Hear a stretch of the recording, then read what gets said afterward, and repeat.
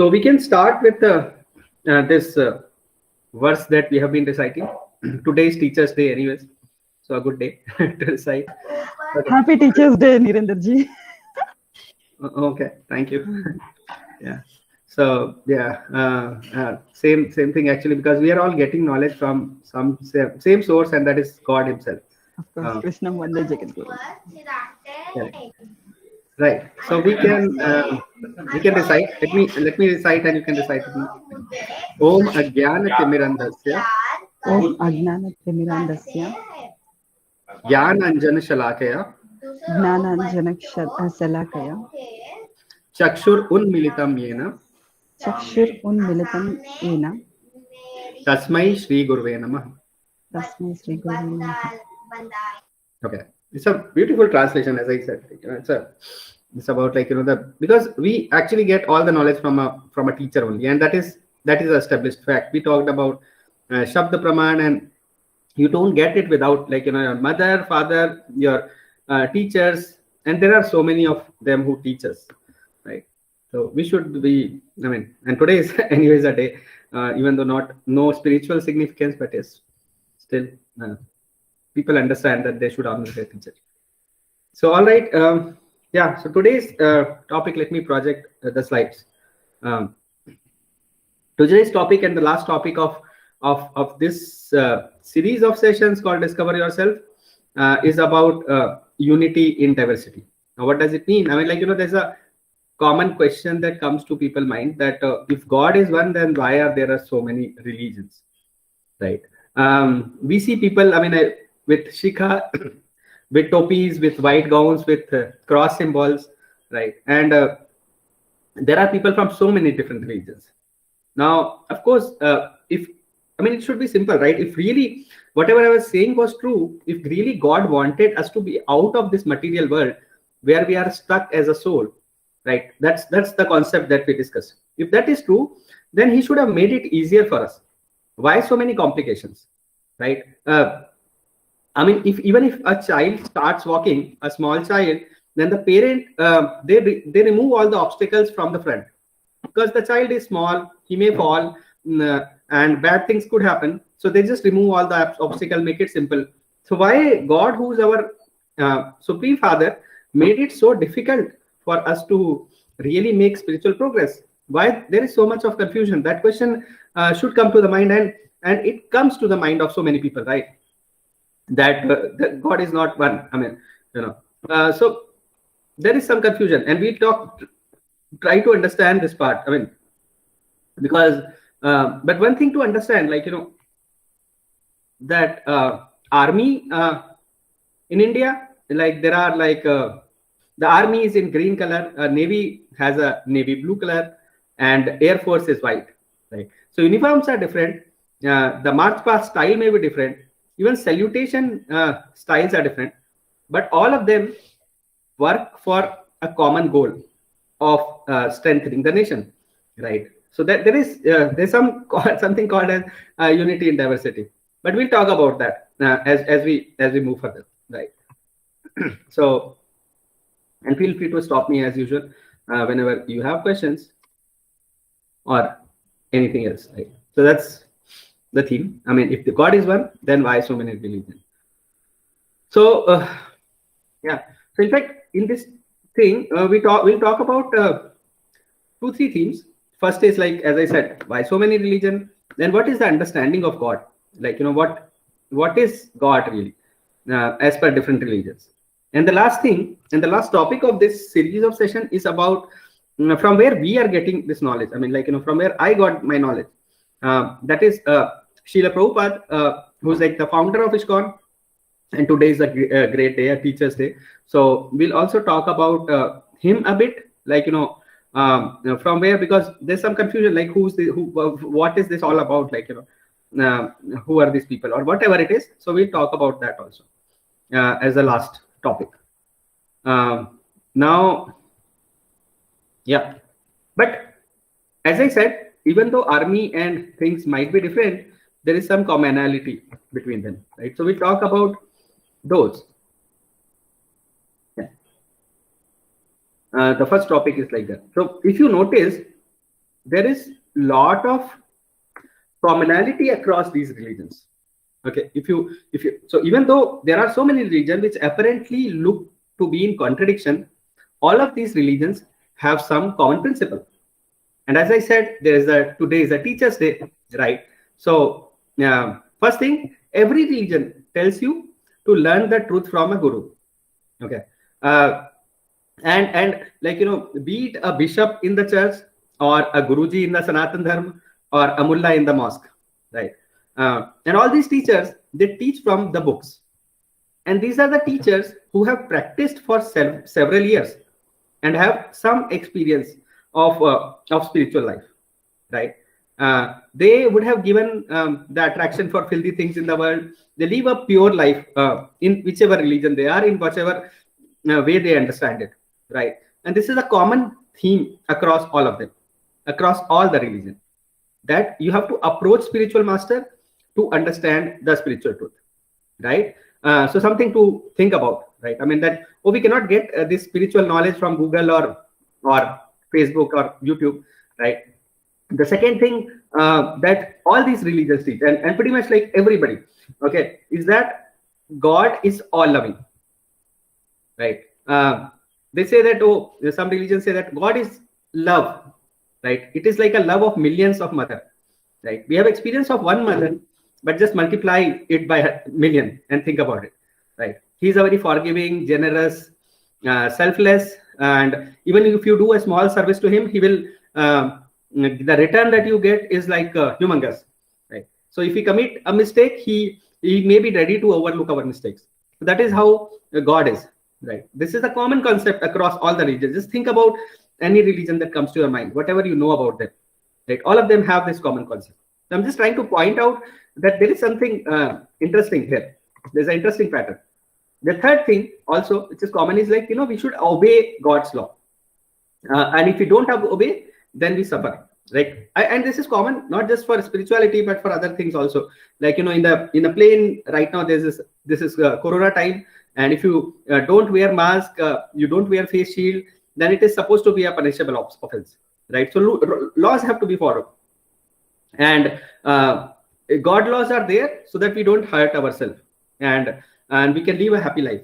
So obeying God law is for our own good, and that is another thing that all the religion teaches, right? Tell me, I mean, like, if you don't agree, any thoughts so far? And there are many other common things here, actually. Let me just project them.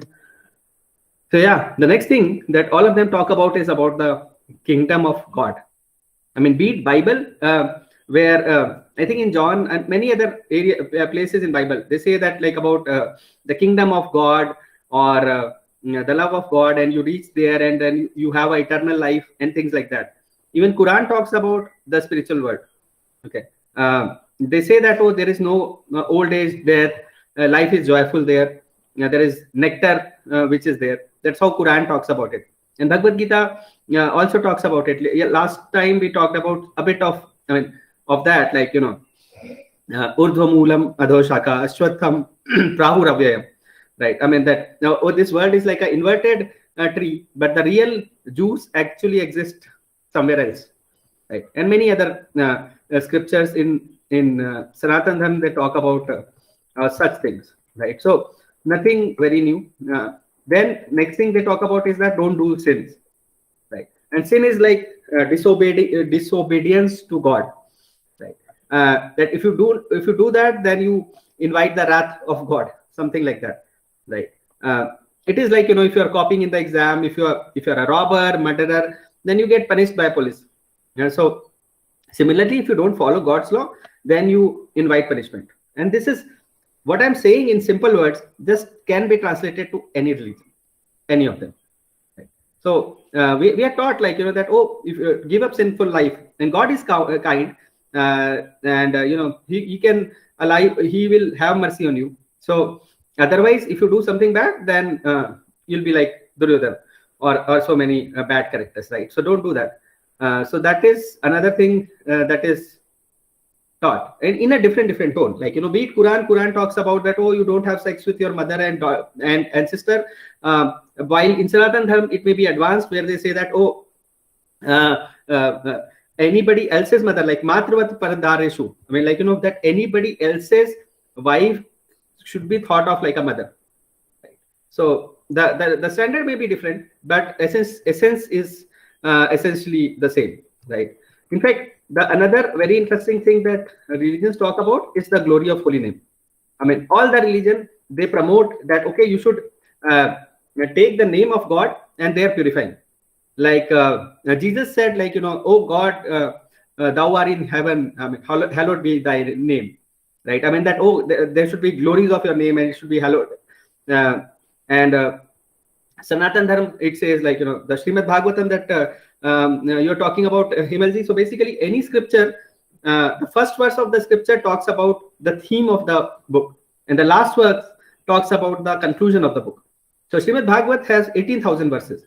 In the last verse, the 18,000th verse, it says, Nam Sankirtanam Yasya Sarva Papa Pranashanam. I mean, so that's the first line of the verse. So what it means is, oh, whose name, I mean, like, the holy names of you actually can liberate a person from any kind of sinful reaction. Okay, it can purify from any sinful reaction. So think about it, that it's talking about the conclusion of the whole thing, right? So, and be it Muslims, right? I mean, if you see, Muslims also chant God's name in their beads. Christians also chant that, and Sanatan Dharma also teaches that, right? So there is some kind of commonality there, right? So many, be it and we talked about it in one of the sessions. Like Guru Granth Sahib, Guru Nanak Ji says, right, Avinashi kam chaho ji Nanak sada simran Narayan. So basically, whatever, if you, and Avinashi Kham means, like, if you want a spiritual sky, then always chant the holy names of Narayan. This is what Guru Nanak Dev Ji says.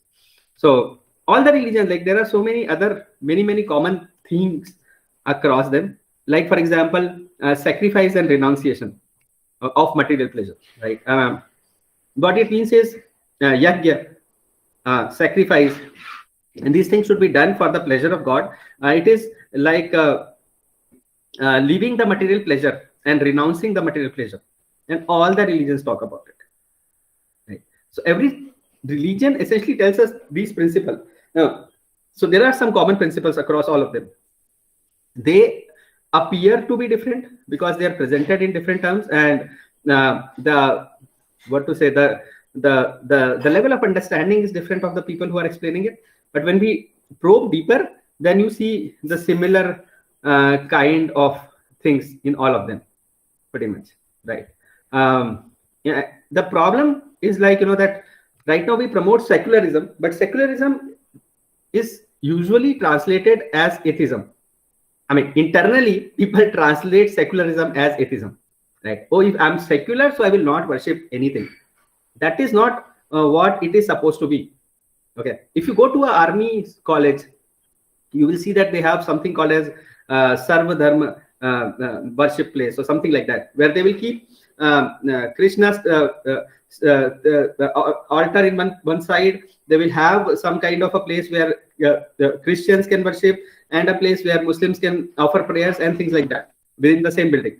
And so that everybody is free to worship their thing, everybody is free to read their books at the same time, and that is sort of secularism. But generally, right now, what it is translated as is, if you're a secular, means, like, you don't worry about any religion. I mean, like, like an atheist. So that is not what is the true meaning of secularism, by the way. But that's how in this world it is being translated as. So all religions have some common principles, more or less common, as we discussed. Some of them, there are many others. Any thoughts so far? Okay. Yeah. So this is what it is, right? We cannot remain atheists and wear the garb of secularism. I mean, we have to practice these principles in any of the forms, in whichever way we have to. But these principles have to be practiced, and these are common across all of them. Okay. Yeah. So one thing, I mean, now you'll say no, no, but that all that is fine, but the scriptures talk differently. That, like, the how it appears, these religions, how it appears is different that way, right? So there is a logic of maths, and let me explain. So if you are in a, and I mentioned that earlier also, like if you are in a elementary school, then you you say what is 5 minus 2, or somebody will say, yeah, it's 3. But what is 2 minus 5? They'll say, no, no, it doesn't exist, because at that level it does not make sense to you. So you'll be told that no, it doesn't exist, right? But as you grow up, then in the high school, you know that 2 minus 5 exists, and 2 minus 5 is minus 3. Similarly, when you are graduating, you actually are able to do integration, differentiation, and all sort of things, right? So it depends on which level you are, and that level of knowledge is given to you, right? If somebody is given the knowledge at the elementary school of integration and variety of other things, they'll be totally confused. They'll not be able to accept it. They will be they'll in fact not be able to grow properly, right? So that is why the knowledge is given as per your level. And this principle applies to the religions also. Now, think about, I think we talked about this particular topic, right? Think about Islam, like, think about the level of the people where they were at that time, right? In the desert, people who were nomads and who were like living a sort of a barbarian life. I mean, if you read a bit about history of Islam, you'll realize that that's how it was. Now, what level of knowledge can you give, right? So they still gave it the same thing. I mean, but to the level at which they can understand, right? Okay, you want to eat meat? Fine, do a qurbani. I mean, qurbani means what? You cut some animal into 8 pieces and give away 7 pieces, right? And even before cutting it, you have to sort of cut it like, where the animal is not in a very comfortable state, right? They just cut a vein and let the blood drain out and things like that. So watching that scene also itself is ghastly. And then after that, you want to really also give away 7 pieces out of it, and so that 1 piece only you'll accept. Now think about if you purchase a cow for 80,000 rupees and you give away 7 parts of it after killing it, right? Something like 70,000 rupees. Now that is not very good thing to do. So you'll try to sort of get detached from it. But the knowledge given was up to that level where they can understand, right? For Christianity, also they were told the similar principle in a different way. Like, I don't know if you know that there are times when they are not supposed to eat meat. Okay, even Christians, right? So the same kind of austerity has been taught to them, but up to the level where they can accept it, right? For Hindus, of course, I mean, for Sanatan Dharma, it is said that, oh, it's a pillar of sin. You should not at all get into meat eating, right? So that they can, they're able to elevate further. So now the point is, and it depends, right? I mean, as I said, like, for think about Christians, they were the people who were like, herding ships and things like that, right? They were or fishermen and people like that. But think about Arjun. I mean, like, Arjun was like, he's called Gunakesh in Bhagavad Gita. Gunakesh means like, a person who's able to conquer the sleep and the ignorance and things like that, like a very knowledgeable person, okay, king and things like that. And at that level, he was given a knowledge which he could understand, right? A very royal person and things like that. So it really depends at what level you are, and that is how the knowledge has been revealed in different scriptures. But the basic principles essentially remain the same. That way, there is no difference in them, right? Any questions, any thoughts, whatever it provokes. I mean, let me know. If it sounds controversial, then also we can talk. Okay. So yeah, like, if you see, like elementary school, all animals except pig and dog can be eaten after sacrifice. Right? This is what Islam says. Or high school, you take meat only during every day except Friday. Right? That Friday you should not eat meat. That is slightly more things. Then in Sanatan Dharma, meat eating is the pillar of sinful life, right? And you have to show mercy to all the God's creature, and that is how you should live. Right. Just look at it, like, but essentially the teachings are same. That you have been taught that okay, you should have mercy, you should have austerity and things like that. Right. The same set of principles which are being taught in either of them. Any thoughts?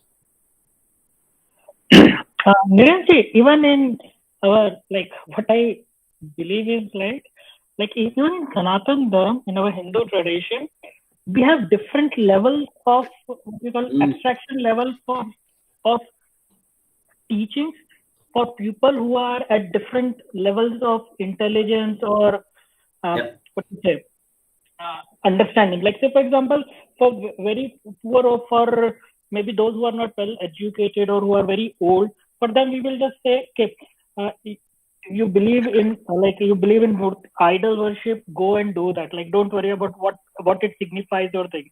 But those like who are maybe corrupted by Western education or thing, so we try to explain it to them. Okay, why do we have a east or a dev for every family? Like, so for example, within a family, son would be a devotee of Hanumanji, mother may be a devotee of Krishna Bhagwan, and the father can be a devotee of Shiva because he believes in those things. Like for Shiva, like we have these traditions of Shaivism and Vaishnavites, right?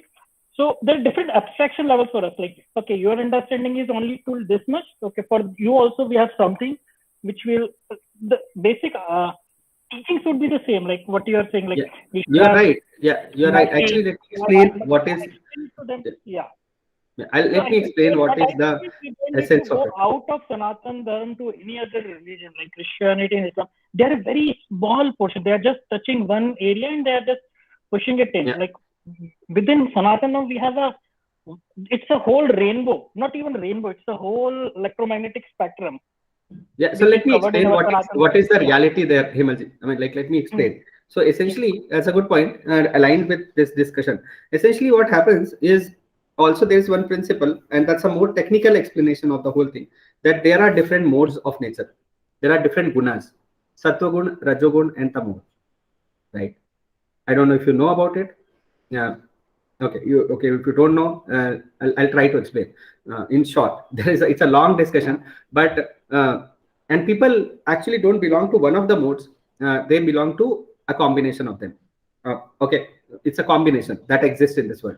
So sattvagun, meaning knowledge and happiness. Okay, a person who should be like, think about a Brahmin, and that's how the Brahmin is supposed to be in a higher in a majority of sattvagun, okay, as per scriptures.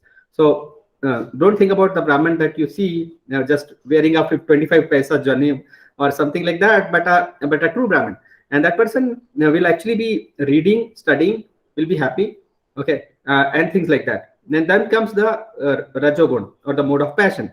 Mode of passion means a mode where it's, think of it like a kshatriya who's actually passionate, like, I will do it, like lot of work they will do, and will win, live a royal life and things like that, just explaining in a very layman terms. Okay, and then comes a vaishya, okay, where slight amount of and that is the passion, mode of passion, or the rajogun, right, for the kshatriya. Think about it. Now for the vaishya, a person who's a merchant type a person, for them a slight amount of mixture of this passion mode is there, and another mode called mode of ignorance, yani ki tamogun. Okay, so tamogun is like a mode where people are like in Bhagavad Gita it says alasya, pramad and nitra. Like, they will be like, some amount of madness, some amount of sleepiness and things like that. Those things start moving down. Okay, so that is the mode of ignorance, or tamogun is the mode where you are like, you will want to take these kind of foods like meat and liquor and drugs and things like that, and they fall under the mode of ignorance or the tamogun, right? So people are different, and they're a combination of all of them. People and Bhagavad Gita explains. I mean, there's a lot of explanation given in 17th chapter which talks about that. Okay, places are in modes, water is in mode. Now, there are 14 types of classification that comes in that chapter. So the point is, for different people, different type of medicine is required. Okay, you cannot give the same medicine to all the people. Okay, so that is why there are 18 Puranas, and those 18 Puranas are divided into 666. The bottom 6 are for the people who are in mode of ignorance or tamogun. Okay, because those people, they are so RTG, I'll just come to you. So people who are actually not up to the level where they can appreciate God and things like that, they want to still do bad things. They are told, okay, you do bad things but with some restrictions. Okay, for example, you do a bali and you eat something called as mams. Now mas is not a word. Mams is a mantra. Okay, mam sah, and mam means me, sah means you. I mean, like, like, so like what I am doing to you, you can do the same thing to me in the next life. This is what you are supposed to recite, that okay, I'm killing you in this life, you can kill me in next life, so that we are even. And then you kill that thing and then eat that. Okay, so now if you keep on doing this every time, you'll get frustrated, like, come on, I'm promising the same thing to so many people, how many times they'll kill me in my next lives, right? So after some time you'll get worried about it, and you'll gradually stop doing that. So, and that comes in the bottom Puranas. Okay, in the nothing bottom, but basically it's just a classification there, which are like, in Tamagun. And then there are Puranas in Rajogun, and then Puranas in Sattvagun. Srimad Bhagavatam is beyond those. It is called Shuddha Sattva. Okay, Amal Puran, which is beyond these things. So people can start at any level. They're supposed to gradually get elevated. And the same thing is also in this slide, right? Because from elementary school, you're supposed to go to high school and graduate. So you're supposed to grow gradually. So Sanatan Dharma actually is meant for all the people in different modes and a combination, and they're supposed to grow gradually. Okay, and that's why all these things exist. What we are talking about when we say, oh, that Krishna actually is a god, and last time we talked about it, that is, it comes in the mode where, in the level which is like the ultimate thing, that your ultimate truth that you are supposed to reach after all these elementary schools, all the high schools. You're supposed to reach this truth, okay, after you graduate. And that is how it is supposed to be, right? But it is not revealed in all the scriptures, in all the level, because you'll not be able to digest the same set of knowledge. Like, that meat eating is sin. If you tell it to the person who's used to eating meat, then you tell him, okay, at least don't eat meat in the Friday, right? So that you start developing that habit somehow, so that in next life sometime you'll get elevated. Because we as a soul, it is a journey for us. It may not happen in one life, and it's okay. But as you keep practicing, you are supposed to get elevated life after life. Okay. Yeah, question. Yeah, Nirendraji. So now that we're talking about food, so meat eating, I understand. I mean, we can have a lot of arguments over it. I mean, but apart from this, for vegetarians, people who only eat eggs, so those eggs are, they are not supposed to turn into chicks. Those eggs, so when they eat those eggs, so what is, I mean, how can we, because I personally don't eat eggs, so I mean, what is the argument that I can put up? Because those eggs, you are not killing a chick there. Then yeah, so I mean, there are a lot of aspects to it. One is for vegetarians, then there are vegans who do not basically take any dairy product, and then there's this people who do not eat, who say no to onions and garlic. Then there is I mean, Jainism is again a religion which is part of Hinduism only, so they do not eat root vegetables. Jains, they do not prefer to eat root vegetables because they have their own reasons for it. Yeah. So I mean, does this have any logic to it, or yeah, there's a logic. See, all of them, yeah. So all of them actually pretty much. Vegan is not a religion, right? It's a health practice or a belief, right? You can have any kind of belief. I mean, I can come up with a belief of my own, but as we discussed in the past, that what is the frame of reference, right? That's what Einstein says, right? I mean, there has to be some place which you can like really refer to, which is the truth. And that is, in this case, when we actually argue about philosophy, it has to be a book or a guru.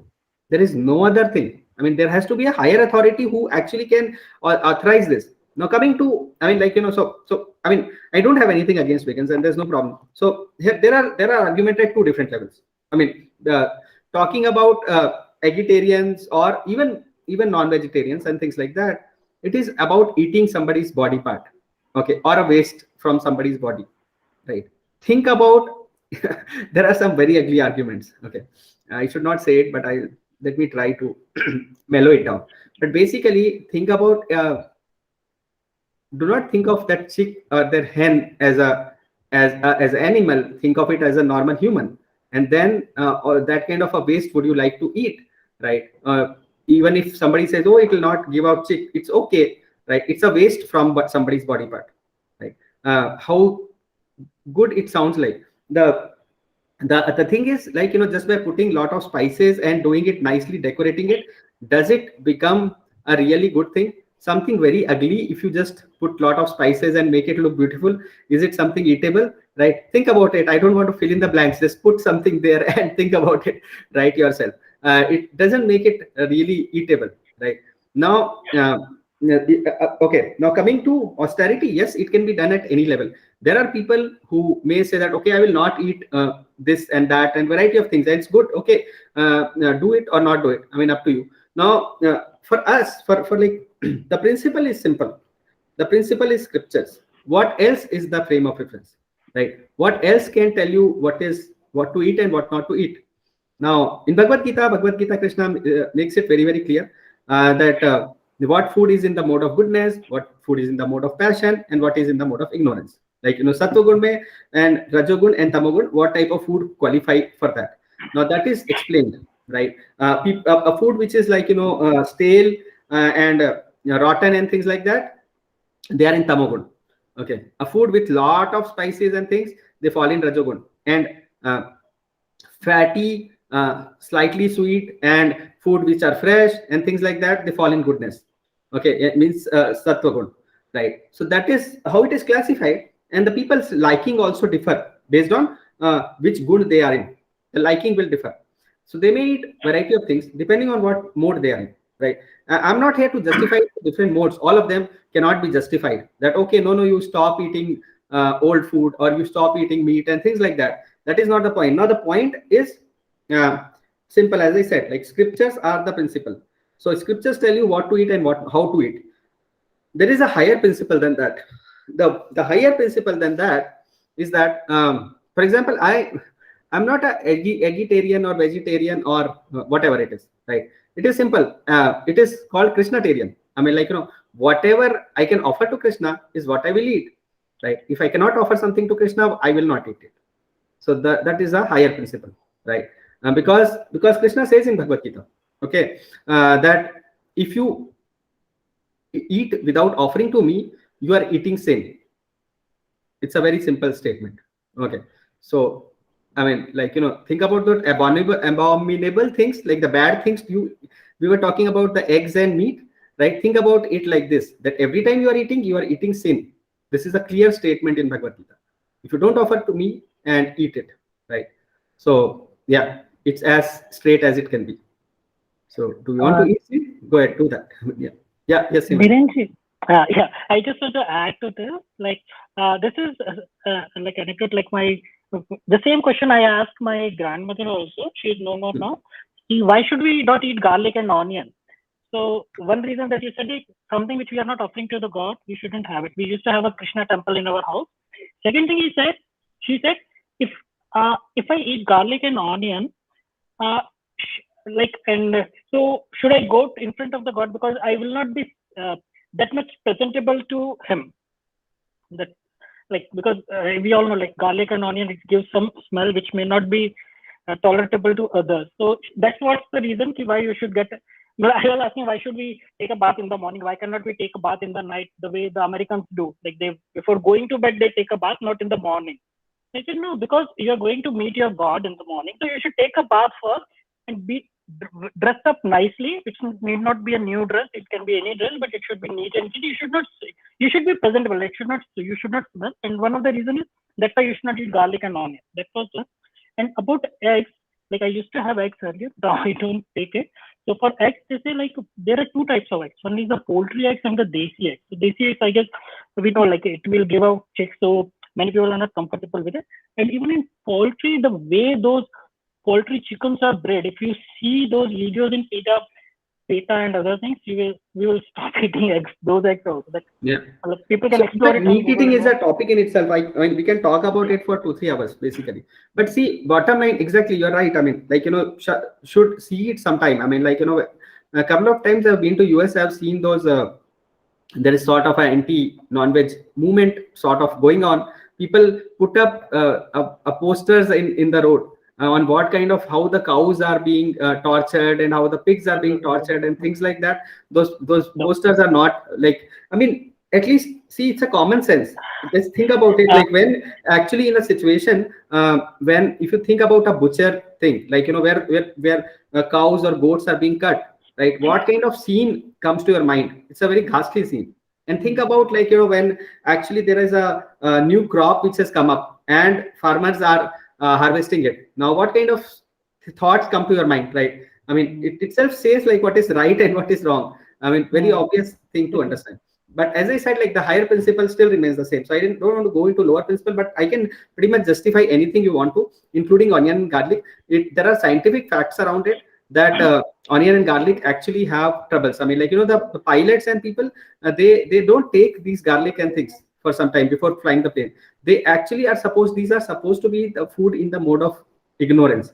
Okay, tamogun, things like that. Okay, that's how these food are supposed to be. And this is not something that I am saying or anybody specific is saying, but in fact, it's a universal principle. Any of the Vishnu temple, anywhere, they don't offer onion and garlic, right? Nowhere. So there has to be some logic behind it. There are many scientific facts around it, not one. There are Puranas which talk about these two things and things like that. And I'm not saying that, we should leave onion garlic, we should leave this that. My principle is simple. I just explained my principle. The Bhagavad Gita says that if you are eating food which is not offered to God, then you are eating sin. That's a very simple principle. Right? And just think about it. Like, every time you promising someone mamsa, it is similar to that. That every food that you are eating sin. Like, well, how much of sin are you accumulating? So that's what it is. Yeah. Any other thoughts? Anyone? Nagendraji, how can we support the practice of giving bali in goddesses' temples? Of course, we don't have that issues, of course, but some of the communities, they give bali and they says the name of goddesses and do all the things. So how can Yeah. we? So that's why I explained, right, that there are people in different modes, right? Now, people at that level have to be also elevated. So for them, these kind of Puranas, these kind of practices have been designed so that they can gradually get elevated. If not in this life, then in other lives. Okay, so they do that. Maybe from ignorance, they will come to mode of passion and then goodness. And the ultimate aim is to go beyond goodness also. Like, ultimate aim is to go beyond Sattvagun also. Without going beyond Sattvagun, you cannot go out of this world. Okay. How about tantrika pujas that were offered to goddesses? How can we support them? Do goddesses we don't need accept to all that? Yeah, we're not supposed to see that is what I'm saying. Like, people who are in the lower mode, okay, they are looking for such kind of things. I mean, they want, like, I don't know if you know, if there is that puja which happens where it's called 5 M's. Okay, Mams, Mura, Madira, and things like that. Like, those are the 5 things with which the worship happens. The point is that they are in the mode of this tamogun where they are not ready to accept any higher authority. Okay, now how do you make them accept? We'll talk about it in future slide. We are just still in slide 3 or 4. Okay, but we'll talk about that. Okay, if we can proceed. All right, if there are no burning things, let me proceed, because otherwise we'll run out of time very soon. Yeah. I know we don't have Nirendraji, I have something. So this onion and garlic, I really do not understand. Because like you said, that spicy fried food is also part of tamogun. So then why only onion and garlic?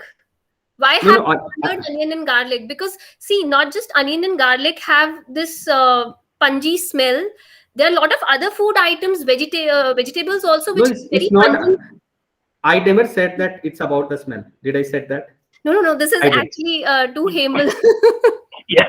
Right. Yeah. So I'm not trying Yeah. to. I didn't say. I kept quiet. Right on that. So no comments. But the point is, see, it's not about the smell. It is also not about that. Oh, is there something else? Yes, anything else in the tamogun should be avoided, because if you are in that mode, you are not able to think straight.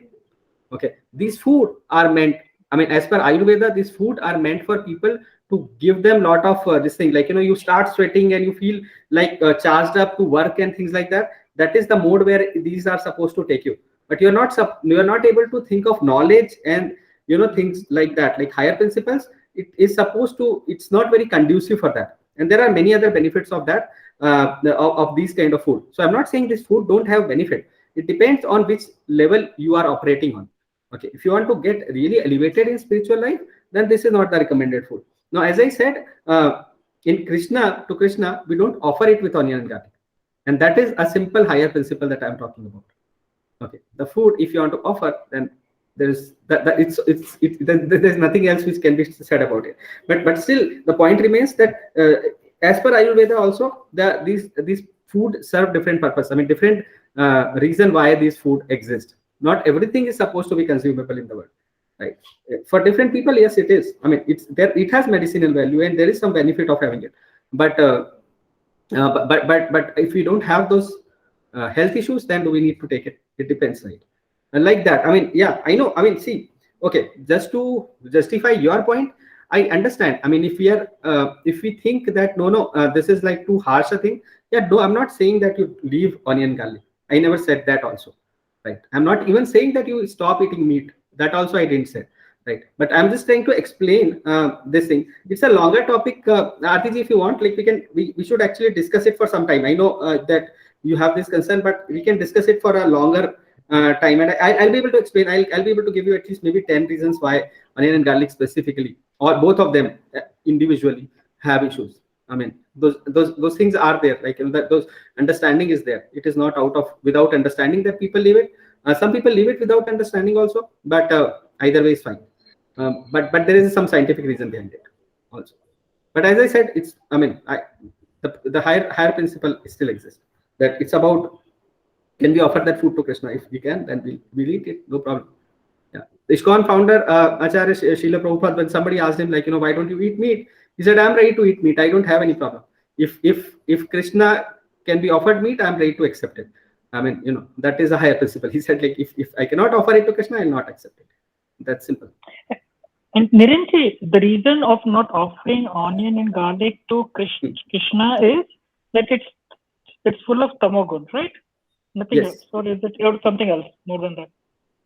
There is more than that also, but you think of it like tamogun. See, it is supposed to be, at least the food supposed to be in the mode of goodness which are offered generally. Sattva good food are the ones which are offered. In fact, there are a lot of other injunctions around offering of food. Lot of considerations, like when people, a lot of things. I don't want to get into all those details. But if you go to a Jagannath temple in Puri, you will see that, they only offer certain type of vegetables. Okay, vegetables which actually came before British time, which actually used to grow naturally in India. Okay, they only offer those food. I mean, and they don't have any scientific reasoning behind it, but that's what they offer. Like, because they're traditional books, they talk about that. These are the foods, and this is how you prepare it, and this is how you offer. I've been to their kitchen. It's a wonderful kitchen. Like, they have, like, those people, like, oh my God. I mean, like, they keep on working for hours and do it like in a proper way. Yeah. Okay. Niranji, do share those things, huh? But later on, if you can share.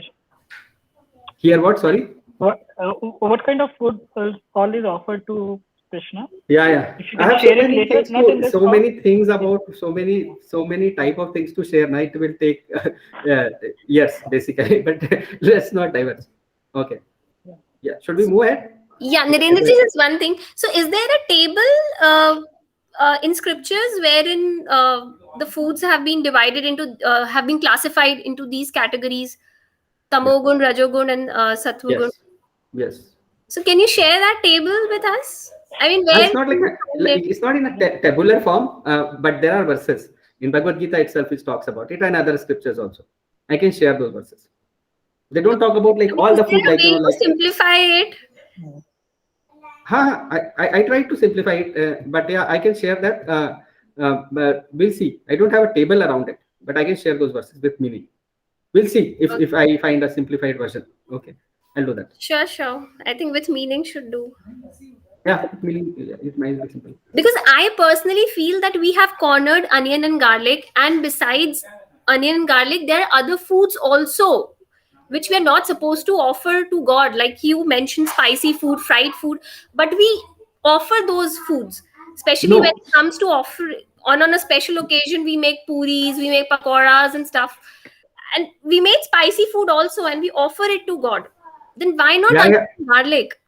I really feel that I mean I See, don't understand okay, the concept. That's it. here is the thing. Here is the thing. Actually, Aarti ji, matlab basically, as we proceed in spirituality now, some things have to be understood at the, because the only principle to understand. I said, as I said, I can explain this in scientific way, onion and garlic. Okay, I'm not just getting into that discussion because it'll go longer.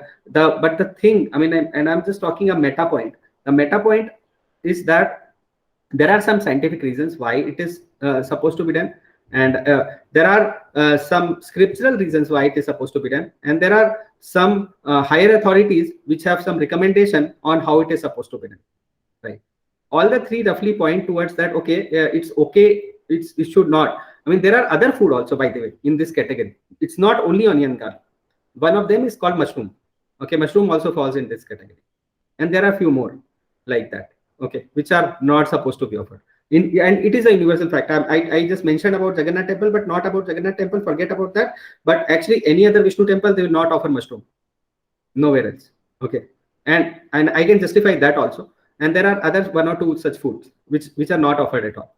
Coming to spice and things like that, yes, there is no such restrictions around that. But in general, people keep it mild. I mean, like, but it's okay. Like the spices, there are no restrictions. The point, meta point remains the same. And as I said, like these three things have to match up. And we talked about it. There is something called as a tripod, which is like Guru, Sadhu, and Shastra. Okay, if anything agrees with these three, then that is something on the right track. If any of them uh, diverge, then we have to question the other two for the sanity of it. Okay, that's how the principle is. Like even if it is our own guru, which actually doesn't match with sadhu, sadhu meaning like other elevated people, and the shastra, then there is a problem. So if it matches, all three matches, then yes, that's the right path to go. That's a spiritual way of understanding things.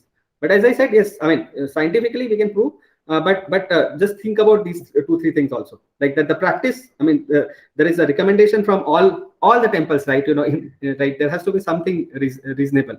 Like people who are totally unconnected with each other, right? Sometimes like South India to North India to East to West, they don't do this practice. There has to be some serious logic, right? Scriptures clearly say that no, it should not be done.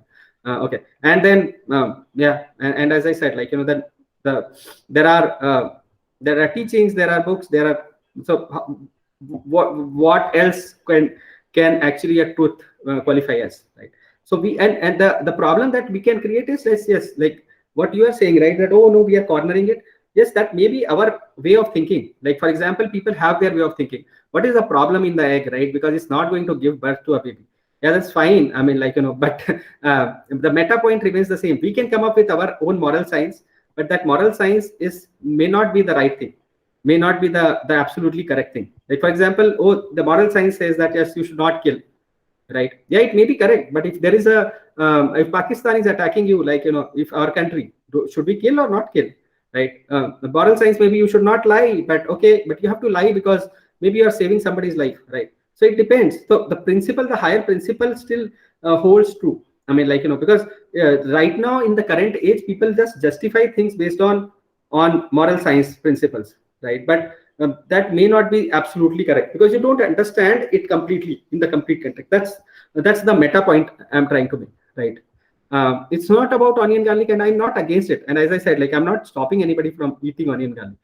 That's a higher principle. That is a principle when somebody decides that, okay, no, I really don't want to, I really want to eat what food is offered, right?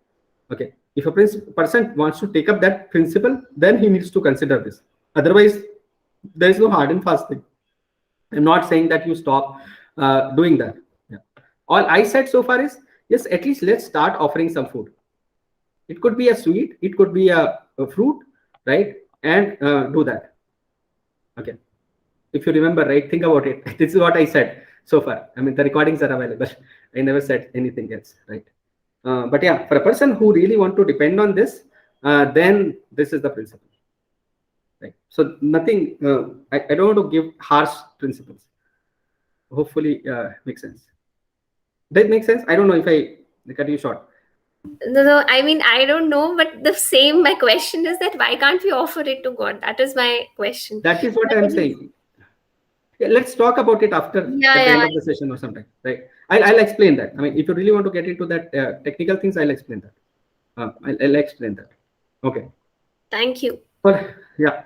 Okay. All right. Let's go further. We're coming back to the session. So basically, Islam, it started at some 1300 years old, right? Christianity 2000 years, Buddhism 2500 years. Bhagavad Gita was spoken sometimes like 5000 years, right? But if we actually talk about Sanatan Dharma, then it is almost like the dawn of creation, right? I mean, nobody, you cannot just pinpoint a point when, oh, this was done at that time, right? You can figure out the time that is possible, I mean, as per scriptures, but that time turns out to be like extremely big time, right? I mean, there are like Vedas which have like 1 lakh verses. I mean, all the other scriptures you can count the verses. Vedas are like, huge, really huge.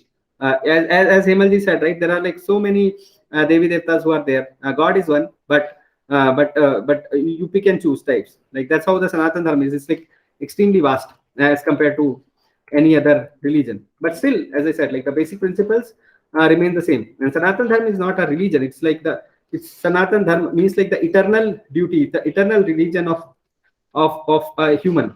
Now, what they're supposed to do, and that's how it is. Okay, I'll skip these verses, but slide. But essentially, this slide talks about like the commonality between Islam and Sanatan Dharma. Like that, Islam also talk about soul. Islam also talks about the spiritual nature of the thing. Islam also talks about that, oh, you are conditioned right now in the normal human form. You are conditioned, okay, and you have to actually, after some time, you can go back to spiritual world after getting purified. And it also talks about the love of God and things like that. Okay, and it also talks about that the soul is eternal servant of the God.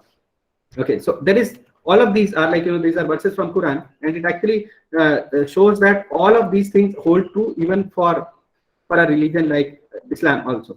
No different in like what I have been talking about. Okay, and there are books and references around it and things like that. We'll just skip through it. Yeah, and they talk about like, that there's a garden where the river flows and where you'll be safe forever, and those kind of things are being talked about in Islam also. The eternal place where the God resides, right? So nothing unique about that. In fact, we can talk, I mean, any of these topics in detail if somebody has question on Islam or Christianity. But if you look at Christianity and Sanatan Dharma, similarly, like, the same lot of commonality in these two religions also. Okay, like there is a story of Adam and Eve, right? The same story comes in Puranas also, by the way, with the name of Manu and Shraddha, basically. Similar type of thing. Okay, then the Matsya Avatar, the Satyavrat Muni, I don't know if you know, that same story comes in Christianity as something called as Noah's Ark. Okay, even the spiritual world, the description of that we talked about last time, that thing also, a lot of it is common to that way in Christianity also. I mean, this is what Bhagavad Gita says: the abode of mind is illuminated by sun or moon, neither by sun or moon nor by electricity. One who reaches it never return to the spiritual world. So notice the words. It says that, oh, it is self-illuminated. There is no illumination required. And Upanishad, the Shvetashwar Upanishad says, there the sun does not shine, neither do the moon or the stars, nor do these flash of lightning shine. What to speak of fire? He, Lord, shining all these shines. Through his luster, all these are variously illuminated. It means, like, from God's uh, illumination, like, his luster, the entire spiritual world is illuminated. And this is what comes in the Shvetashvara Upanishad. And this is what comes in Bible. And there shall be no night there, and they need no candle, neither light of the sun. For the Lord God give them light, and they shall reign there forever and ever. So it says in Bible that, okay, you don't need light anything, because the light is coming from God, and you will live there eternally. And this is what Bhagavad Gita also says, that once you go back there, you don't come back. Okay. So think about the commonality. I mean, it's not like, that we sound like two different things, be it Shvetashvara Upanishad or Bible. They have something in common. And this is secularism, what we're talking about, right? And this is what Sanatana Dharma says, Krishna says, that I shall not declare unto you in full this knowledge, both material and spiritual, by knowing which there shall remain nothing further to be known. He says, because Krishna, as I said, the speaker and the person who's listening to it were qualified. So he's giving the knowledge completely in full. While in Bible it says, there is so much that I have to tell you, but you cannot bear it now. This is what Jesus says. That, okay, I really wanted to tell you more. There's more to know, be known, but you'll not be able to handle it. So the point remains that the elementary school versus the graduation, right? So, but the teachings are the same that way, right? Different religions and the same message. Okay. Now talking about Vedic scriptures, and we talked about it in 1 or 2 sessions, right? There is like so many things which can be that Vedas have to tell, and there is like so many verifiable information that Vedas have is far greater than that. Okay, like for example, Bible, when about the creation, Bible says, all right, I see so many people have turned off their camera. Will people mind turning on the camera? Okay, Himalji, Atikesh, Vipinji, Swatiji. No, it'll be helpful. So when talking about the creation, Bible only says, like, God said, let there be light, and there was light. Okay, that's it. I mean, or God said, let there be sound, and there was sound. That's how it explains it. But while if you actually read Srimad Bhagavatam, it actually has like a complete book dedicated to creation. Okay, it talks about in a very, very detailed way that there was a Mahat Tattva from which there were different gunas which came, and from which different elements come, and things like that, variety of things. I mean, like in such a detail. Someday I can actually talk about it in detail. It's like a wonderful, fantastic thing to hear, basically how the whole creation happened. Okay, all we know actually in general, the normal people know is like, okay, that from Brahma everything come. No, Brahma, there were like 7 level of creations, and Brahma's job started after 4. Okay, so last 3 only Brahma did. So it was like a very small, minuscule thing that happened, but the actual overall creation is much more than that. Okay, which Srimad Bhagavatam talks about, and it's huge. I don't think it will go out of the scope of current discussion, given that we have 24 minutes. So we will not go too deep into that, but I can someday go into it whenever required, right? So yeah, it's a huge thing. Yeah, many religions in general say that God is great, right? But they don't talk about like how God is great, or how God is love, and things like that, right? Or God is almighty. But if you actually talk about Sanatana Dharma, then you can actually understand how God is great, right? When actually it says that oh, the entire universe is coming from the nostrils of Mahavishnu, then you get to know, okay, how great is God, right? I mean, if you see that, oh, Krishna is actually picking up the Govardhan mountain in his one finger, index finger, then you get to know how great is God, right? Now religions say God is love, but you don't get to understand what does that love means. I mean, like, if you talk about our Sanatana Dharma, then it talks about that, like, what level of love is that, like how the Krishna and Sudama loved each other, how he protected Draupadi, or a variety of other things, right? or even Almighty and things like that. Like, so those things are explained to be able to understand and comprehend what it means. Otherwise, they are just words, right? Love, greatness, Almighty. They may not make much sense unless you really are able to appreciate and understand those qualities, right? With the pastime. So it is like, I mean, in short, the point is, if think of the other religions more like a pocket dictionary versus the chamber dictionary of Sanatan Dharma, which has like, lot more information to be shared, given the audience. That's all. Okay. But essentially, the teaching remains the same. The high level teaching remains the same. Okay. Yeah. Yeah. Definition of God, right? So this is the first line of Srimad Bhagavatam.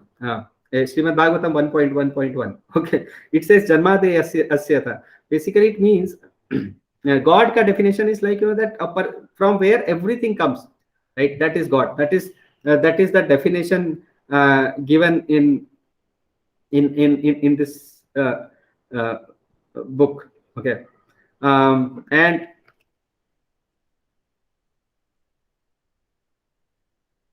in Bible basically, and actually no one in anywhere claimed that they are God. By the way, like in Bible, Jesus said that he's the Son of God, right? Wherever it comes, it says our Father, my Father who's in heaven, and things like that. In Quran, Prophet Muhammad said that he's the prophet of God, right? He never said that he's God, right? He said, I'm the messenger of Allah. This is what he said, right? But if you see this Bhagavad Gita, Sanatan Dharma, Krishna clearly declares himself to be God, right? He says that, oh, I am the source of all this. From me everything has come, right? Uh, and he says that Matta Parataram Nanyat Kinchidasti Dhananjaya Mai Sarvam Idam Protam Sutre Manigrana, right? Like there is no truth superior than me, he says. Okay, that I'm the source of everything. I'm like, this is what Bhagavad Gita says, right? So just comparing and contrasting the religions, there is like, some level of consistency there. Like, you will not find other religions claiming them to be God, themselves to be God, right? Um, I don't know. Yeah, if there are any questions or controversies, let me know. I'll just skip some slides. Yeah. Okay. Even talking about like one last question that could come to somebody's mind is that the names of God are different, right? Somebody says Allah, somebody says Jehovah, Christ, Yahweh, whatever, right? I mean, so many other names people may have, right? But it is like sun. I mean, like you can call the sun as Ravi, Dinkar, Bhaskar, Surya, Aditya, whatever, right? But whatever it is still the sun, no matter what names you call it with, right? In fact, there is some more details, more research have been done on these names, and a lot more data I could have shared, but no point. The point remains the same. God is one that every religion agrees with, and they all may call him some other name, whatever that name may be. Like for example, Muslims actually chant the 99 names of Allah, and they say that Allah has 100 names actually, but 100th name will be given to you when you reach the spiritual world. This is what they say. Okay, things like that. So basically, and a variety of other things, like even the Christianity and Sanatan Dharma, they have a lot of commonalities and things like that. We can actually prove those kind of things, and the people have done some research around it. I don't want to get into those research, but rather I would just say that whatever name you call the God with, the God will not change, and there is one God, and that everybody believes. Krishna as a word just means all attractive. Okay, who's attractive to everyone is that word. That is the meaning of Krishna. And essentially, even other religions also talk about similar things in terms of God, basically. Okay, they also say that God is almighty, all powerful. Christ said he's all attractive, and things like that, right? And this is what Krishna means. So that way, there is no confusion. There is no problem in basically calling God as Krishna, if somebody has that problem. Yeah. Right. Okay. So yeah, why God? What the God is supposed to do? So generally, what people think is that God is the person, and some of the religion, as I said, like depending on their understanding, they talk about God as somebody who's punishing or like rewarding and punishing. But just think about it, like that is very boring job to be done. Like that, oh, if I'm God, I'm just like, you go to heaven, you go to hell, heaven, hell, heaven, hell. That's a very boring thing to do, right? I mean, that's not what God is supposed to do. If you're God, then you would not want to do that. I would not want to do that, right? So why would God want to do that, right? So that is the level given to people to actually be God fearing and go beyond the things, right? Of course, in this material world, he comes in different forms where he maintains the good people and destroys the bad things. But there is something beyond that also. There's a spiritual world where God enjoys his pastime with his devotees. Okay, that's how he does it, and that's what is the purpose of being God. Why wouldn't he enjoy, right? I mean, he's the source of all the pleasures and enjoyment and happiness. So why shouldn't he do that? So that is the role of God in general, as per scriptures, at two different levels: in the material level and in the spiritual level. Okay. Yeah, but and different religions also talk about similar thing. But as I said, depending on their understanding, they may say that okay, he's avoiding some people, he's punishing some people, but that is not the ultimate role, right? His ultimate role is to actually have exchange love and service with his devotees. That is the ultimate goal of God, and that is a higher understanding, of course. In fact, with that, there is one more thing to understand, and as I said, right, like that this fear thing is given to people who are not elevated enough, so that they can do things because of fear. For example, or if your child is not studying, you actually tell him that if you don't study, then you'll whatever, you'll be punished and things like that, right? And because of that fear, he will study, and because of that fear, he will not do naughty things, right? So that's a lower principle, though. Okay, that is not a very higher one. In fact, these are the principles at which people worship. The first one is fear, where you are just because of the fear of punishment or fear of something happening bad, you will worship, right? The next higher principle is because of the fear of desire, where you actually worship because you want to get something. It's better than fear, but it's not the higher thing still, right? The third level is like because of duty, that okay, oh, you did something good, like think about the devatas who actually something good happens if they go to Vishnu, and they just just out of gratitude, people worship, and that is a third level, slightly higher level of worship. But there is still higher than that. There is the last level, is because where you don't worship because of fear or duty or desire, but because purely out of love, right? So that is the higher understanding. And as I said, like depending on different gunas, depending on different religions, different type of things are revealed to people, right? So because otherwise at the desire level, and most of the people do it at that level, people are like they'll go to a Maruti temple, I mean, like and they will ask for a Maruti, I mean, like they don't care who's Hanumanji, what is he trying to tell you. He's trying to give you Ram and things like that. They don't care about that. All they want is that Maruti car that they can get from there, right? So that is the level of desire, and most of the people are generally stuck at the level of desire at most, right? Even our level of duty is quite high, where you just feel thankful about like whatever you are getting, but that is not enough. Like that, oh, out of duty people pray sometimes, like some religion, they say that, oh God, thank you for giving us our daily bread and things like that, right? So but basically that is not enough, right? That thanking him for the bread is not enough. Yeah. Now, the more important is that love part of it, where we understand that God actually is a person and he loves us, because everything he's doing is for that love, right? And as a soul, that is our duty also to love him, right? And that service is mutual between God and us, and that is the relationship that we share, and that's the highest principle of worship. Okay. Any questions, thoughts? Yeah. Or we go ahead. Yeah, and Krishna says in Bhagavad Gita Artiji basically that Artho Artharthi Jigyasu Gyani Bharata Shava. He says like these four type of people come to me. Okay. And in the next verse he says that, okay, out of that, the person who actually comes to me in devotion with knowledge is the most dear to me. Okay, and that is the level of love. Yeah. It is very nicely put up. Very Yeah. simplified. I mean, I'll pass it on to my son also. Okay. It's Yeah. very well put up. Yeah. Agree. Yeah. Yeah. The original thing is coming from Bhagavad Gita, though it's just simplified. So, okay. Yeah. With this, the last topic for this Discover Yourself was just to talk about Srila Prabhupada. Okay. Today is the Teachers' Day, and anyways, also because just to tell about it a bit, tell about ISKCON a bit. I mean, if you have any questions, we can talk about it. We still have 12 minutes to go. And so we can do some question answer also.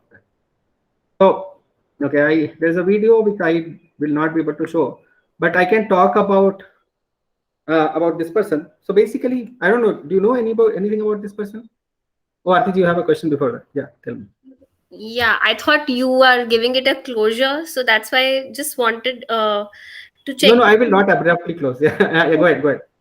Okay, so since this is the last session, right? Is this the last session? Because last time you had mentioned Yeah, this is the last session of Discover of Yourself. Discover Yourself, right?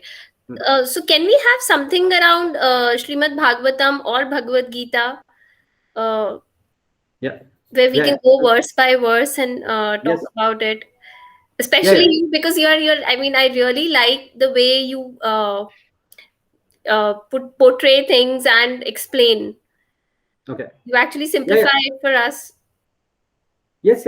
I mean, so let me talk about this last topic so that I feel that I have completed this thing on time. Please right, go. and then beyond 6:30 we can talk about it. Okay. Okay.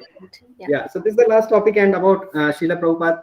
Basically, just to tell a bit, and it may sound out of context, or we were talking scientific things and suddenly we are talking about a person, but basically it's about like the knowledge from where this knowledge is coming from. So we should, the credit is due there if I don't mention about him, right?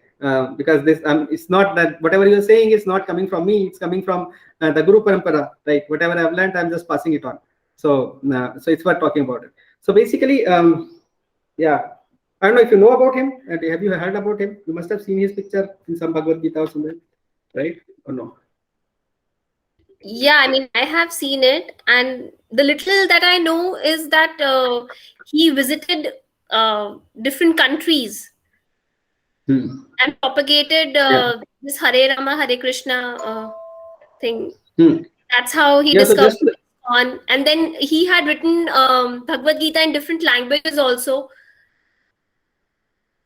in simplified versions. And he used to sleep, I think, for 2 or 3 hours only. Yeah, That's all of this is true. Yeah. But it is more than that, basically. So just let me explain a bit. So basically, Srila Prabhupada was like a very educated person, a normal person like us, living in Calcutta. At that time, people used to get married in early ages. He was married as well, studied from a British time. So he was like a well-educated person from a good family. But basically, from a very pious family and things like that. Once he get to meet a person, there was somebody who said that, oh, in Calcutta there is a Swamiji who's come. Okay, a person called Sri Bhakti Siddhanta Saraswati. Okay, and he was there. He was a big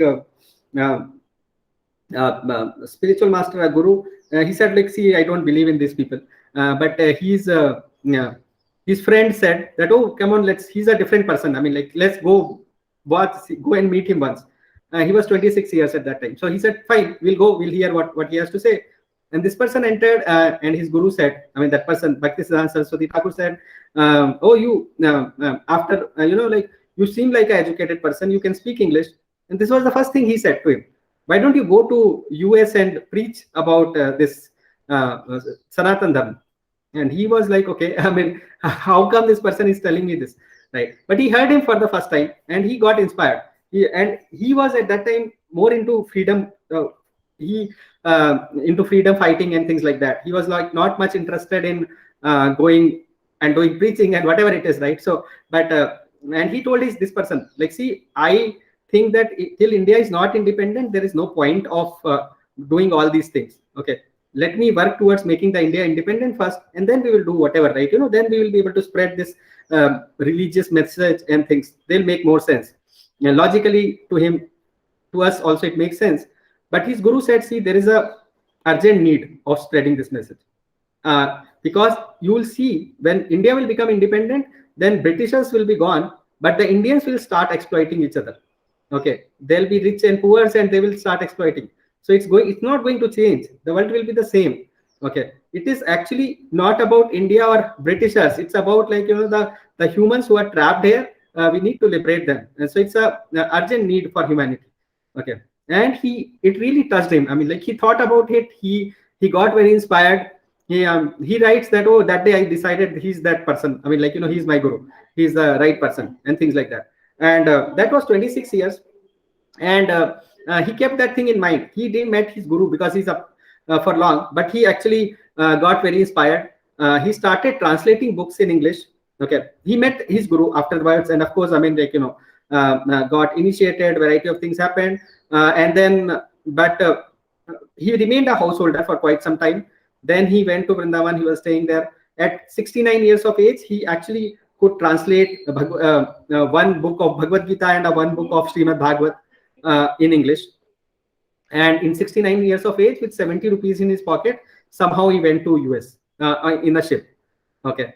And think about 69 years, like, it's important, because he had 2 heart attack in that journey and things like that. Think of a person who has never seen a snow also, and never been to somewhere outside. He actually somehow he met some hippies when he landed in New York, and he didn't know what to do. So he took some kind of an instrument he got, and he started playing, chanting Hare Krishna, and those hippies started dancing and things like that. Some people gave him a place to stay. They started attending every day his Bhagavad Gita classes. He started giving lecture, and that's how it started. Okay. And basically that person, those hippies were like people who used to take drugs and whatever, all the 4 things we talked about: no meat eating, no illicit sex, no intoxication, all of that they used to do, right? But they got transformed gradually, hearing his Bhagavad Gita, chanting the holy names, eating prasad.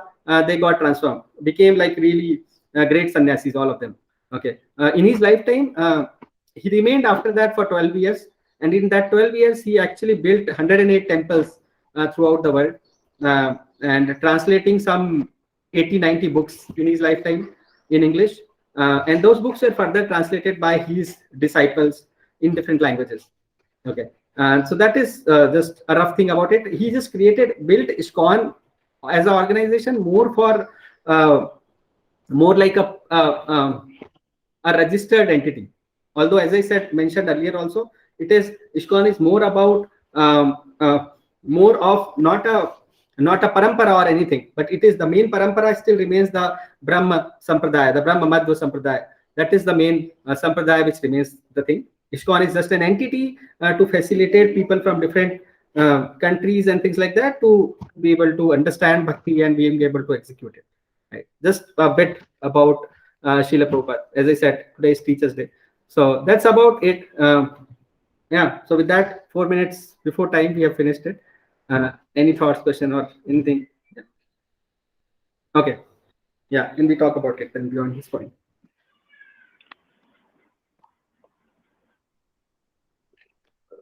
So congratulations on graduating from Discover Yourself, all of you, and we have successfully finished it. Actually, Jenny Thank you, started from Nirendra. here. I just want to say I'm really grateful for that slide on the 4 duties. The one that Your voice is breaking. Is it just me? Why is it breaking? Okay, now it's better maybe. Yeah. Anyway, I want to say thank you to you for sharing that slide of 4 platforms of worship. Like it's really give a hit to me. Okay. Yeah. What this Krishna Bhakti movement is all about. Really, thankful to you for that. Okay. Yeah. Great. Good to hear that you found it useful. Okay. Yeah. So coming to Yeah, no issues, Swati. I mean, anytime. So yeah, just to talk about the next steps. Next thing, what can we do? So essentially, I have so many things to tell. I mean, like, for years I can keep talking and keep giving these things. So yeah, talking about Bhagavad Gita or Srimad Bhagavatam, we do have every week Bhagavad Gita classes, which happens Saturday evening. Okay, we are discussing verse by verse, which means every week, at most one, at most two, but one also sometimes half of it. That much we are able to cover. Okay, so we go very detailed as you can think. Okay, so that is one thing that if you want, you can attend. I mean, we do it in person as well as online, and depending on the situation of COVID. Sometimes it goes fully online. Sometimes we try to, but and there are people who join from Bangalore, from a variety of places. Yeah, different places, a part of the India. Yeah, I can share them. I can share the details. Yes. In fact, I mean, the people who have actually, because not everybody attended Discover Yourself, I'll not post the details in the group. I can do that also. It may be so. First thing is, like, whatever we discussed so far, by the way, is like just the 101 of spirituality. It is like the basics. Okay. It is like a sea beyond this, right? And you will find some gaps. I mean, if you just directly attend those classes, you will find some things which will not make sense to you. Okay, right now the verses, the way we are reciting, we don't recite it like that. There are people who have been attending since years, and basically you will see that that gap. If you see that gap, feel free to ask me. I'm happy to explain. In fact, the other thing that I have been thinking also is, like, to do some extra classes. Okay, talk about some of the concepts which are interesting and useful, things like karma, things like different specific incarnations of God, and things like that, which are interesting things to hear, and many other things. I mean, like, so we can talk about it. I can do that still on Sunday evening. We can do it, but Saturday, I think some of you, I already shared the details for yesterday's class also, and that was the reason behind it. But if you want, you can start attending it. It will be useful. Is there something else that you were thinking, Artiji, apart from it? Or Yeah. So can you share the online, if are these online sessions? Because I thought that these are physical sessions. I just shared the physical things. Yeah, there are both things which happen. But here is the deal. I mean, and it depends on, of course, how much of courage you have. It all depends on that. But the point remains this, that in-person sessions are very effective. They are like, okay, Artiji left, or she not left. I don't know what happened. I And then saw she. no, I'm Okay. there. I actually logged in with a different device.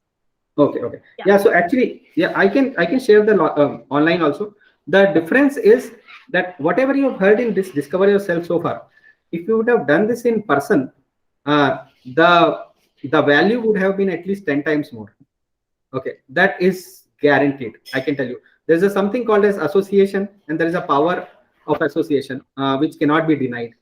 Okay, in person is like way more powerful. I mean, whenever I've done these sessions in person, the difference was phenomenal. You get to learn more. I mean, you get to see more, hear more. Online, it becomes difficult. Our own attention span also moves out, and things like that. We start doing. We turn off our camera. We start talking. We start eating. We start driving, and variety of things people do. Right. So that's the difference. That way, I mean, if you really want, that is a better deal for sure. I know if it is you're not comfortable, yes, I can share the online links. But my sincere recommendation is that try to join. I mean, if possible. I mean, at least in between or whatever it is, you will see the difference. I mean, at least once give it a try. You will yourself be you'll yourself be amazed on what is the level of difference in the understanding which comes when attending in person. Okay, it's very different. It cannot be imitated. Otherwise, watching YouTube videos, people would have become like spiritualists and things like that. It doesn't work this way. Okay, so that is the only thing. I mean, but yeah, up to you. I mean, like, I can anyways nonetheless share the details there, and online and in person both. You can decide. But yeah, still the recommendation is try to, because by the way, the people who come, they are all from it's a very close group of people, and there are like not too many people who come. All of them are married with kids, so they know that they want to protect their kids as well, and themselves. So they don't do the random things in general. I mean, okay, so that much I can assure you. But yes, at the same time, I know I totally respect that there's COVID going on and we cannot do random things at also. So, but I can share the online things. If somebody is here in nearby, then they can join in person. They should. Okay, but other than that, here is the deal. I'm like, apart from it, what I'm thinking is also that from next week or a week after that, we can start a different set of things also. We can discuss few more things also, which will help you get more details in spirituality. Okay. Things like karma, things like variety of other things. There are many things to be told. Yeah, go ahead. How did your journey start, Nirendraji? What inspired you to spare all the time and all the knowledge to others? People are ignorant like me. Okay, no, okay. So for me, I mean, it was simple. Basically, we went to a temple somewhere, and I used to live in Pune. I've been there for quite some time, and there's a small temple there. Somebody said that the khichdi is very good. Okay, on Sundays. So we went there for having that. That was the idea. And there was a board somewhere where it was written like, oh, can a scientist believe in God and things like that. So I said, okay, what is it all about? Let me hear. Sounded interesting. So like, my wife said, no, I'm not interested. I'm not going on the next day. But I said, no, I'm going alone. It's fine. Yeah, and I found it to be very, very interesting. I mean, but the interesting things happened. I mean, like, as you get connected, you see this journey. We don't get to embark on this journey by our will. You think about the group that Discover Yourself group. There are some 50, 60 people, right? Only 4 of us, 5 of us, 6 of us are there, right? So it is not in everybody's destiny sometimes to be able to advance. As I said, right, it's a multi-lifetime journey. People in different modes, they grow gradually. Okay. So it is not, and when I started, I realized that, oh, there are so many people in my company who actually I met them and things like that, and I just grew like anything there. I mean, like, a lot of things happened. I mean, but the bottom line, that's how it started. I mean, because you asked how it started.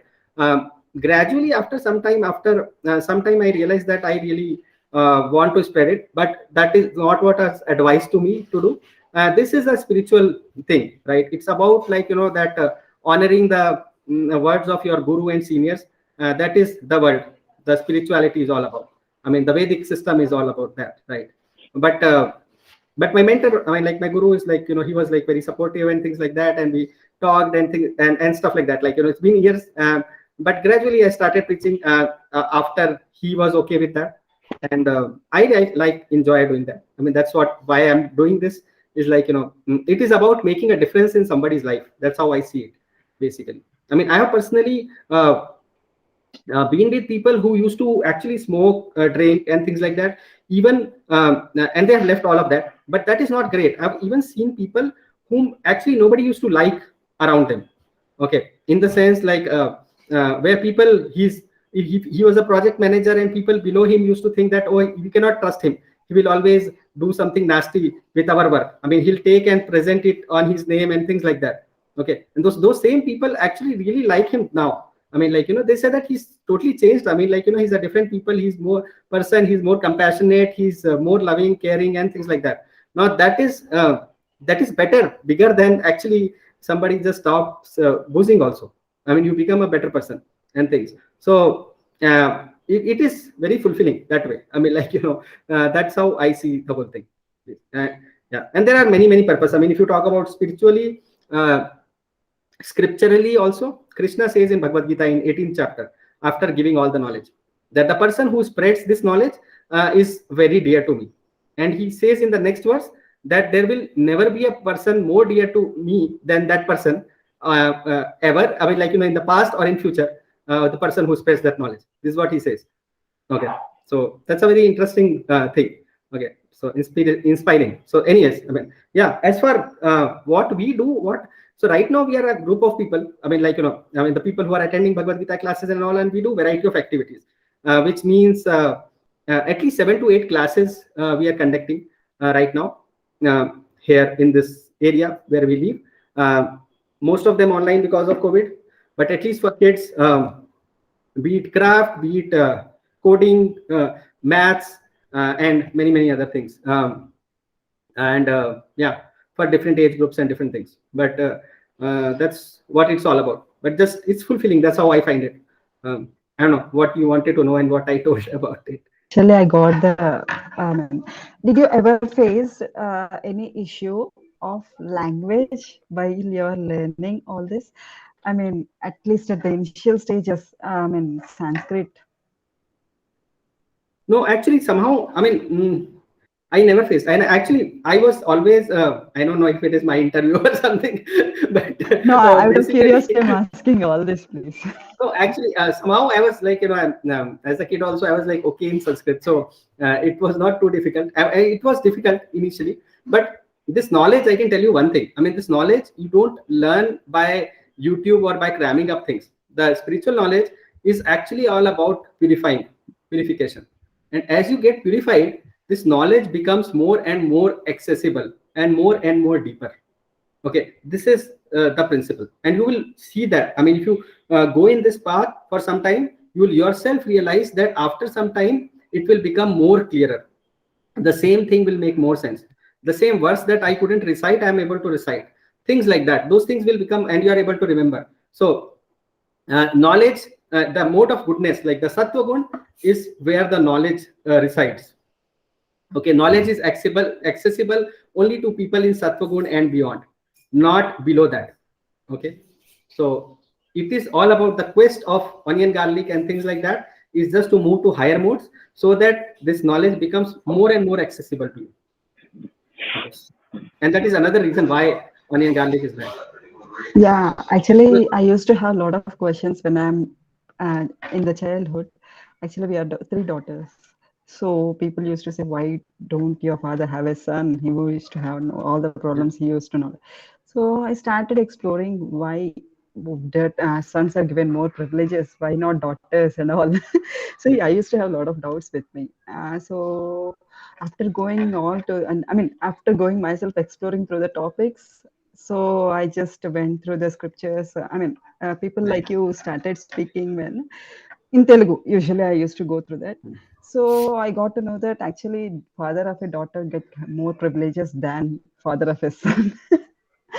So that questions, all these questions started making me through the listening to the Sanatan Dharma and all.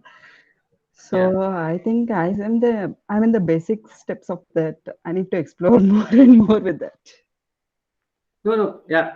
I mean, of course, when we start, and I mean, there is so much to learn in this now. Man, even I have no idea about like enough. I don't know enough. Basically, there is still a lot of things that I am learning continuously every day. Or yeah, the weekends are more busy, but there is a lot to learn. Basically, this is like a big deal. But yeah, okay. So okay, talking about the next step, does it sounds okay, right? I mean, that Bhagavad Gita next week onwards, I can share the links. Sunday, let me try to come up with some topics and share more details with you. Here is the thing I will tell you, like, because you all have invested, some of you have invested even 9 weeks on this. Is like, this thing, without those A, B, C, D, E, it actually dies down. Okay, the spiritual knowledge, it dies down. Okay, so association, books, holy name, diet, and engagement, they are like really must have. And that's why I suggested that, if it is possible for any of you, at least give it a try. Come once. Next week we were doing a crafts class, and there are like at least couple of parents whom we are inviting just to give our gifts and things like that. If you feel like plan to attend, some people who are there. So Atiji, who's not here, I mean, I will anyway share the link and you can join. And the point still remains the same, that coming once will help you. I mean, like, you will get to see. Of course, I'm not saying that you don't attend online, and people come sometimes they attend online. This is all virtual plus in-person work, right? But yeah, the chanting, for example, right? if after so much of saying, I mean, if you don't get purified, knowledge will be lost. I'm telling you, you'll not be able to hold knowledge with impurities. It is not supposed to be like that. So yeah, but ultimately, because I can only tell you the way, and you are the one who will have to walk. If you're really interested. That's all I can say. But yeah, I think there are so many other topics that we can talk about, and as I said, I can actually there are many things. Discover yourself was just a beginning. There are similar many things that I can talk about, many other topics that I can talk about. For example, karma is one. Spiritual word we talked about. Even these gunas, the three gunas, we can talk about it in detail. I can talk about it in way more detail. At least one session we can talk about it and things. I can actually we can do for a few Sundays. We can keep on doing that, so that more of these spiritual concepts will become easy. And these are the ones which make a basis for Bhagavad Gita. I mean, Bhagavad Gita otherwise will not make sense. Whatever we are hearing right now in the abstract way, Bhagavad Gita will not make sense without knowing all of this. So, yeah. But anyways, okay. Any questions? Any thoughts? Yes, yes. Okay. Yeah, so Narendraji, I feel that you're very well read. Basically, I think you spend a lot of time on with books, these spiritual books, because you have so much clarity, and you even relate to different verses, and you remember them by heart. So Okay. Yeah. Thank you. Yeah. It's actually, as I said again, I repeat the same thing. It is not about this thing. It may sound like this, but this spiritual truths are actually realized and understood because of mercy. One thing is the mercy of your guru. The second thing is our own purification. Okay. These are the two things which may sound abstract, but spiritual understanding depends a lot on that. Okay, seriously telling you, I mean, you'll not believe. Of course, I have a big collection of books. You come to my house and you'll see a library. I mean, like a big rack full of books. Okay, with book falling all over the place. But basically, the still it is a lot about mercy and purity. Nothing else. I mean, nothing else matters. It may sound abstract, but you'll realize it gradually. After a few years, if you'll hear that same verse, it will make a different sense to you. And after a few years, you will be able to hear that Sanskrit verse, and you'll be able to understand it just by hearing that Sanskrit. Okay, and from a new book for a verse that you have never heard in your life.